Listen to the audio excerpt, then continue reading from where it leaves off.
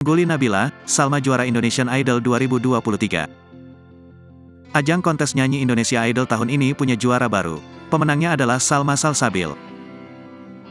Ia dinobatkan sebagai juara Indonesian Idol 2023 dalam Result dan Reunion Indonesian Idol 2023 atau musim 12, Senin, tanggal 22 Mei tahun 2023. Ciri khas suara kuat yang dimiliki mahasiswi Fakultas Penyajian Musik di Institut Seni Indonesia, ISI, Yogyakarta ini mencuri perhatian sehingga ia bisa mengungguli pesaingnya, Nabila Takiah.